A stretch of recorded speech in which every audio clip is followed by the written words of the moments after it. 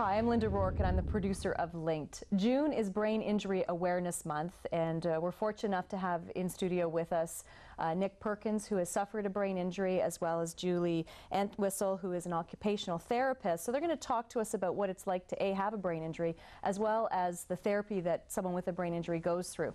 You may recognize the name Nick Perkins. You may remember the story. He was dragged 600 meters when he was struck by a car last summer. It was in the newspapers and on the news.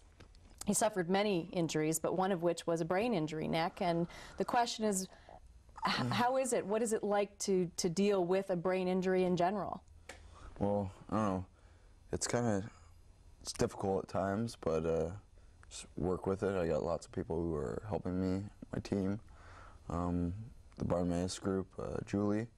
So they've been finding different ways how to help strategies to cope with it, and it's just long progress.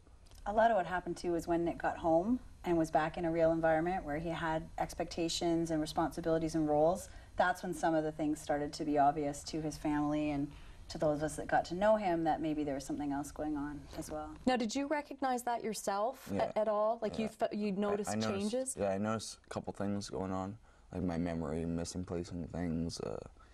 My coordination is off, bump into a lot of stuff. I could just be walking and I'll hit something, not on purpose, but all the time. Like, I'll get hurt like 10 times a day.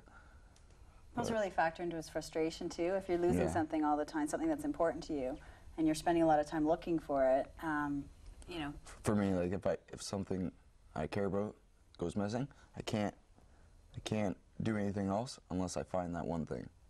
It's weird, but yeah, it becomes a real focus for him, and then if he can't find it, he gets more upset about it and then can't regulate the emotion that goes with that. So we've been trying to work on those things with him. And that's a big part of what you do as an occupational therapist when you're dealing with a brain injury, is making sure that the person can get back and function as best as they possibly can with the support system they need. Yeah, it's all about function. How are people going to manage their day-to-day routines? How are they going to, get dressed and get off to wherever they need to go in the morning?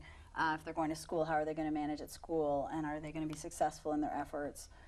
Work, leisure, are they going to have some fun? How are they going to be safe when they're doing things? Right, Nick? Yep. Safety is a big factor. What have you found in the almost a year now that you've been dealing with this, as far as changes and progression? Where are things at for you? Oh, well, I'm walking, so that's awesome. Not so much in the memory or the perception.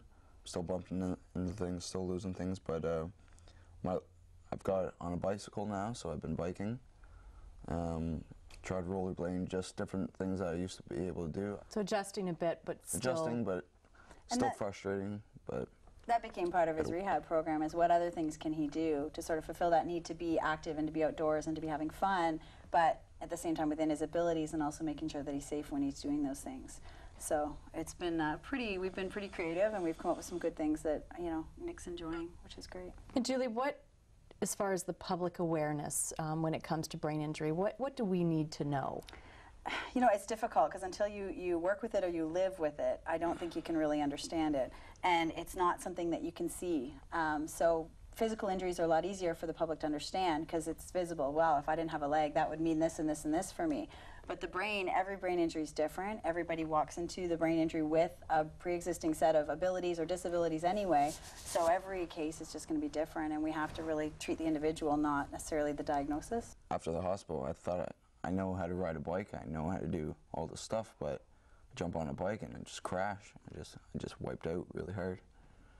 But I know how to do it. It's just when you want to do it, it's harder to do. Doesn't work the way it used to, so we have to find new ways to make it work. And these brain injury can take years to heal. So there's still a huge healing process, but we've got to work with it as it goes through its stages of recovery. It's not like a bone that's going to heal in a certain period of time. So we might have a couple years before we really know what the extent of this injury means for Nick, but in the meantime, you're doing really well. So. And can there be a full recovery from a brain injury? I think absolutely. It depends on the supports in place, the team that you've got, the significance of it to start with. I think it can happen for sure. Thank you both for joining us. We appreciate it. And remember that June is Brain Injury Awareness Month.